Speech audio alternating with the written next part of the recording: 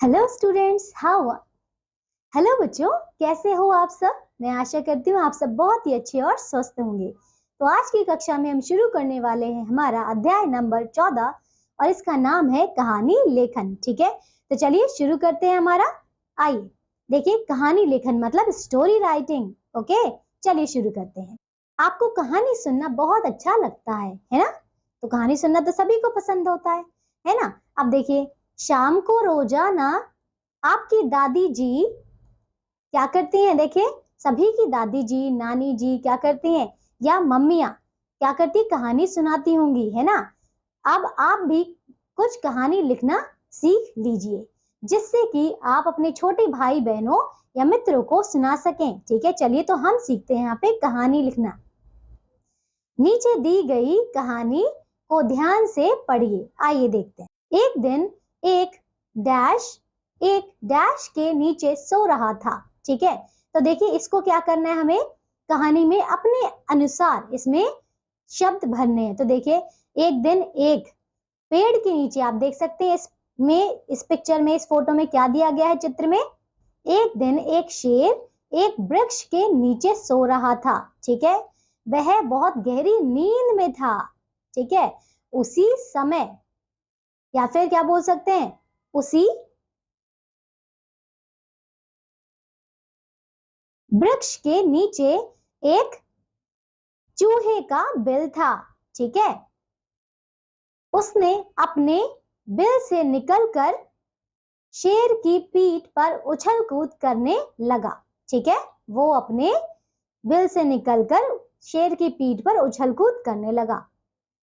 वह उछलते कूदते हुए शेर की गर्दन पर चढ़ गया।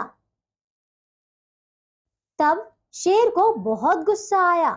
उसने चूहे को अपने पंजे में दबोच लिया। चूहा गिड़गिड़ाने लगा। उसने प्यार से शेर से कहा, उसने बड़े कैसे क्या लिख सकते हैं, उसने शेर से प्यार से कहा, हे महाराज, यदि आप मुझे अभी या फिर यदि आप मुझे छोड़ देंगे तो एक दिन मैं भी तुम्हारे काम आऊंगा। शेर ने उसे छोड़ दिया। एक दिन वही चूहा या फिर वही शेर शिकारी के पिंजरे में फंस गया। ठीक है, उसके जाल में फंस गया। शेर जोर जोर से चिल्ला रहा था।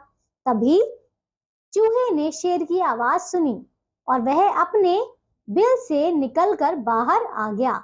उसने शिकारी के जाल को अपने तेज दांतों से कुतर दिया और शेर को आजाद करा दिया। ठीक है, इसके बाद शेर और चूहा दोनों पक्के दोस्त बन गए। ठीक है, तो देखिए हमने पढ़ लिया। अब देखिए इस कहानी से हमें सीख क्या मिली।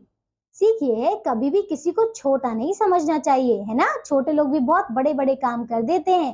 ठीक है, चलिए तो ये अध्याय हमारा पूरा होता है। आइए अभ्यास के कुछ प्रश्न उत्तर करते हैं। ठीक है, चलिए तो नीचे दी गई कहानी को पूरा कीजिए। आइए पूरा करते हैं। ये है प्यासा कौआ। ठीक है, देखो, गर्मी के दिन थे। एक कौआ, है ना, एक कौवे को बहुत प्यास लगी थी। वह इधर उधर उड़ रहा था। तभी उसे एक घड़ा दिखाई दिया। ये घड़ा है ना, उसमें बहुत कम पानी था। उसकी चोंच घड़े की तली तक नहीं पहुंच सकी। अब तो वह बहुत परेशान हो गया। उसने थोड़ी दूर पर कुछ कंकड़ पत्थर पड़े देखे। कौवे ने उन पत्थरों को अपनी चोंच से पकड़कर उस घड़े में डालना शुरू कर दिया। थोड़ी देर बाद पानी, क्या बोल सकते हैं, थोड़ी देर बाद घड़े का पानी ऊपर आ गया। ठीक है, कौवे ने अपनी चोंच से खूब पानी पिया और उड़ गया। ठीक है, तो देखिए सीख क्या मिलती है इस कहानी से। संकट के समय बुद्धि से काम लेना चाहिए। ठीक है, चलिए तो देखिए ये अध्याय हमारा यही समाप्त होता है। आशा करती हूँ आप सबको ये अध्याय बहुत अच्छे से समझ आया होगा। अब हम मिलेंगे एक नई कक्षा में नए अध्याय के साथ। तब तक के लिए आप सब अपना ध्यान रखिए और स्वस्थ रहिए। बाय।